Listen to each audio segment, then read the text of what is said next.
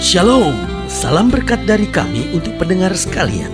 Saat ini pendengar akan diberkati dengan program Hari Ini Harinya Tuhan bagian yang ke-8. Sebuah program rohani tentang doktrin Alkitab yang menolong kita untuk semakin tertanam dalam kebenaran firman dan bertumbuh dalam kemuliaan. Bersama hambanya, Pendeta Gilbert Lumwendong, STH.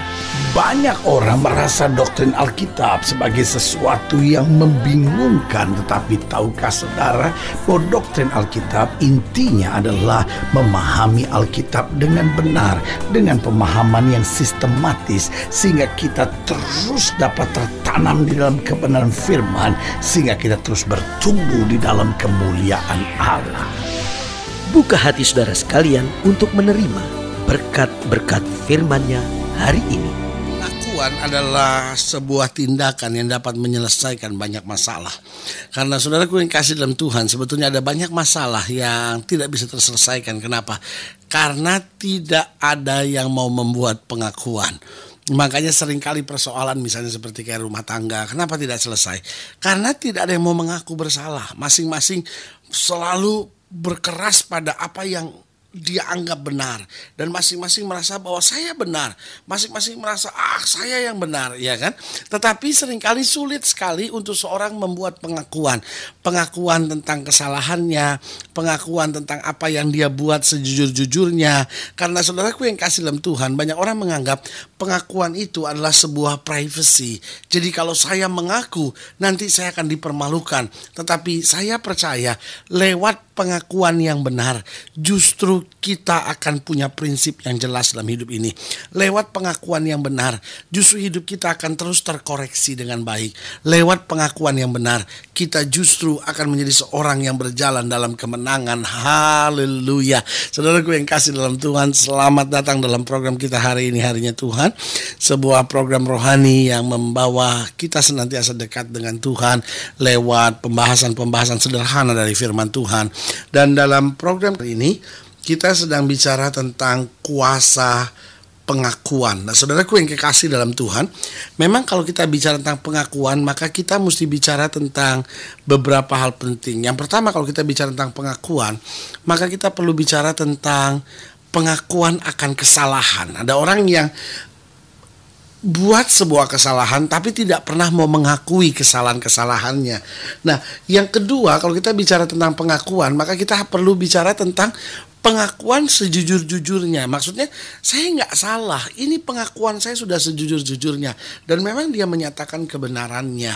Nah, tanpa menambahinya otomatis, tanpa memutarbalikan fakta, tanpa juga membenarkan dirinya, tetapi mengaku aja dengan jujur keadaan yang sebenarnya terjadi itu apa.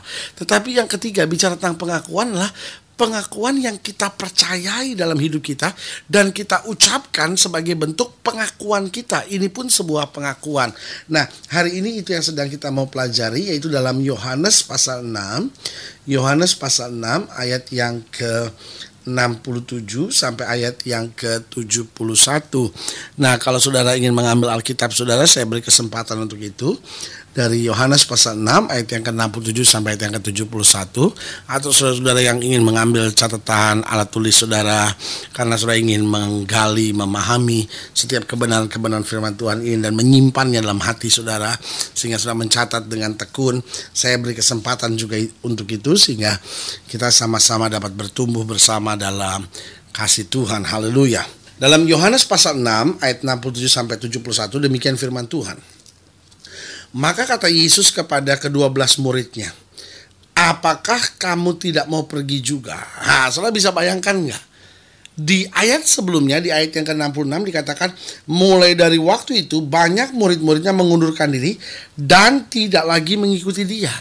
Jadi saudara bisa bayangkan bahwa dalam sekejap setelah peristiwa Yesus memberi makan untuk 5.000 orang, tiba-tiba murid Yesus begitu bertambah.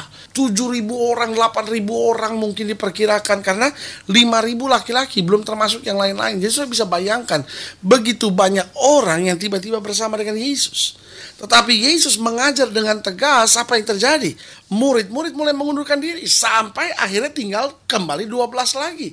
Nah, saudaraku yang kasih dalam Tuhan, Di tengah peristiwa seperti itu, mungkin banyak murid-murid yang kecewa. Lah, dia terlalu keras sih ngajar. Sekarang buktinya banyak orang pergi. Tapi dengan tenang Yesus bilang apa? Apakah kamu tidak mau pergi juga? Tetapi ayat yang ke-68, jawab Simon Petrus kepadanya, Tuhan, kepada siapakah kami akan pergi? Perkataanmu adalah perkataan apa? Hidup yang kekal. Saudaraku yang kasih dalam Tuhan, Simon Petrus langsung buat pengakuan, Tuhan, kepada siapakah kami akan pergi? Perkataanmu adalah perkataan hidup yang kekal. Dan kami telah percaya dan tahu. Kami percaya dan tahu bahwa engkau adalah yang kudus dari Allah. Jawab Yesus pada mereka, bukankah aku sendiri yang telah memilih kamu yang 12 ini? Namun seorang di antaramu adalah iblis. Yang dimaksudkannya ialah Yudas anak Simon Iskariot. Sebab dia yang akan menyerahkan Yesus. Dia seorang di antara ke-12 murid itu. Nah, saudaraku yang kekasih dalam Tuhan, saya tertarik tentang pengakuan Petrus. Ketika Petrus berkata, Tuhan, kepada siapakah kami akan pergi? Perkataanmu adalah perkataan hidup yang kekal. Dan kami telah percaya dan tahu bahwa engkau adalah yang kudus dari Allah. Dengan lain kata, Petrus juga berkata, Tuhan, kami juga ngerti kok. Perkataan itu sangat keras. Tetapi kami tahu engkau yang kudus dari Allah. Nah, ini sebuah pengakuan yang luar biasa. Sebetulnya ada kuasa apa di balik pengakuan Petrus ini? Yang pertama saya pelajari bahwa pengakuan Petrus ini menguatkan iman percayanya. Karena dia punya pengakuan yang jelas. Tahukah saudara? Makanya Alkitab bilang begini, apapun yang kamu imani, kamu ucapkan dengan tidak bimbang tapi percaya, itu akan kamu terima. Saudaraku yang kasih dalam Tuhan, banyak kita hari-hari ini punya pengakuan-pengakuan negatif. Kita mulai berkata bahwa, suami saya nggak mungkin berubah. Kita mulai berkata, rumah tangga saya nggak bisa bahagia. Kita mulai berkata, memang hidup saya akan sial seumur hidup.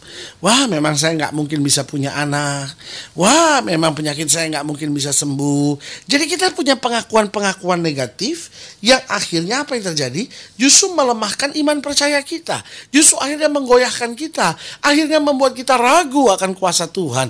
Membuat kita ragu akan pertolongan Tuhan. Membuat kita ragu akan mujizat-mujizat Tuhan. Yang mungkin sebelumnya kita pernah alami. Yang mungkin sebelumnya pernah kita lihat. Tetapi saudaraku yang kasih dalam Tuhan, apa yang terjadi adalah kita mulai mengucapkan pengakuan-pengakuan negatif sehingga akhirnya itu melemahkan iman percaya kita. Saudaraku yang kasih dalam Tuhan, di tengah tantangan zaman seperti hari-hari ini dibutuhkan orang-orang percaya yang punya pengakuan positif, yang berkata apapun yang terjadi, saya tahu Allah saya tetap menjamin saya tahu Yesus saya memberkati saya tahu Roh Kudus menguatkan saya dalam segala perkara. Saudaraku, pengakuan yang positif akan membangkitkan iman percaya kita untuk tetap tegar, untuk tetap bertahan dalam segala perkara hidup kita. Yang kedua yang saya pelajari, apa sih kuasa dari pengakuan Petrus seperti ini? Yaitu mengingatkannya tentang siapa Allahnya. Saudaraku yang kasih dalam Tuhan, kadang-kala kita cuma lihat masalah, kita cuma ingat masalah, dan kita mulai lupa seberapa besar Allah kita. Pengakuan-pengakuan positif, makanya Alkitab berkata, ketika Daud menghadapi masa yang sukar, dia berkata, hai jiwaku, berharaplah kepada Tuhan, dan jangan lupakan segala kebaikannya. Paulus ketika menghadapi masa yang sukar, dia berkata, aku tahu kepada siapa aku percaya, dan aku yakin dia berkuasa memeliharakan apa yang telah dia percayakan kepadaku. Oh saudaraku, apa yang dikatakan oleh Ayub ketika dia mulai mengalami perjumpaan dengan Tuhan. Dia bilang, aku tahu penebusku hidup dan aku tahu tidak ada rencanamu yang gagal. Dia berkata, tadinya aku mengenal dia dari kata orang, tetapi sekarang mataku sendiri memandang kemuliaannya. Saudaraku yang kasih dalam Tuhan, waktu dia mulai buat pengakuan-pengakuan positif, disitulah bangkit imannya, disitulah tegar semangatnya, disitulah kuat dia untuk menghadapi segala perkara. Jadi kembali saya mau mengingatkan saudaraku yang kasih dalam Tuhan, pengakuan-pengakuan negatif telah menghancurkan banyak rumah tangga. Pengakuan-pengakuan negatif banyak menuntun murid-murid Tuhan menjadi murtad. Pengakuan-pengakuan negatif telah banyak melenyapkan iman dari orang-orang percaya. Tetapi sebaliknya, pengakuan-pengakuan positif tentang iman, tentang kasih, tentang firman Tuhan, yang pertama menguatkan iman percaya kita. Yang kedua mengingatkan kita tentang Allah yang bagaimana yang kita sembah. Siapa Allah yang kita percayai, dengan pengakuan-pengakuan positif itu, kita semakin yakin bahwa Allah kita sumber kemenangan dan kekuatan. Haleluya. Dan yang ketiga, yang terakhir, apa kuasa dari pengakuan Petrus? Itu menyatakan pemilihan Allah dalam dirinya. Karena jelas waktu Petrus berkata itu, ayat 70 berkata, jawab Yesus pada mereka, bukankah aku sendiri yang telah memilih kamu? Jadi dengan lain kata, Yesus mau ingatkan Petrus, jika engkau bisa mengaku kata-kata pengakuan positif, itu karena pilihan Tuhan ada atas hidup kita. Saudaraku yang kekasih dalam Tuhan, orang-orang pilihan Tuhan tidak gampang menyerah. Orang Kristen mungkin bisa lemah, tapi orang-orang pilihan Tuhan gak akan mungkin goyah. Mungkin setelah mendengar program ini, saudara berkata, pendeta, apa yang kau maksudkan dengan orang Kristen dan orang pilihan?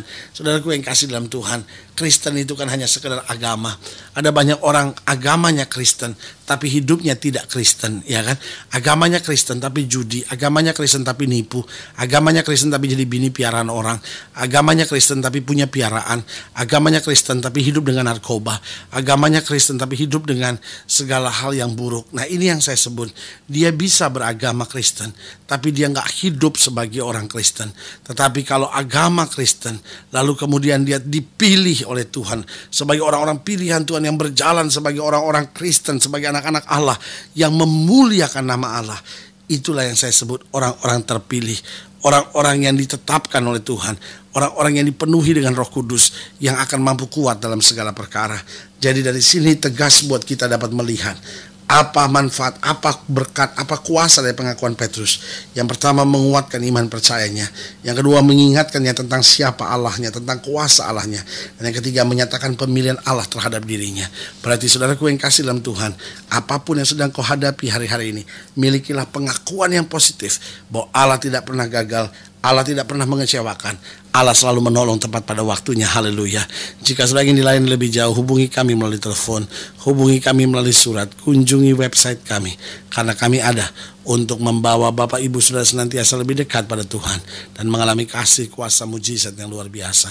Melalui program ini secara khusus saya mau berdoa untuk setiap saudara yang sakit, setiap saudara yang berbeban berat, setiap saudara yang membutuhkan jamahan Tuhan secara khusus. Saudara boleh taruh tangan kanan saudara di dada dan kita doa. Bapa, dalam nama Yesus, hamba doa buat yang sakit, hamba doa buat yang berbeban berat, hamba doa buat setiap mereka yang sedang menghadapi masa-masa yang sukar. Kami percaya Allah sumber kekuatan, kemenangan, dan sumber mujizat buat kami. Bapa, mampukan kami untuk tidak mengucapkan pengakuan-pengakuan negatif, tapi pengakuan-pengakuan positif tentang iman dan karya Allah sesuai dengan firman Allah. Karena kami tahu lewat pengakuan kami akan melihat mujizat demi mujizat dalam kehidupan kami. Di dalam nama Yesus kami berdoa. Haleluya. Amin. Saudaraku yang kasih dalam Tuhan, kita sudah berdoa. Stop ucapkan pengakuan-pengakuan negatif. Mulailah mengucapkan pengakuan-pengakuan positif. Maka kita akan melihat kuasa Tuhan terjadi dalam hidup kita. Inilah saatnya buat kita untuk tetap bersemangat, bersuka cita menghadapi segala perkara. Karena kita tahu di dalam Yesus kita lebih daripada orang-orang yang menang. Doa saya menyertai saudara sampai berjumpa pada program berikut. Dan jangan lupa, jadikan hari ini harinya Tuhan. Haleluya.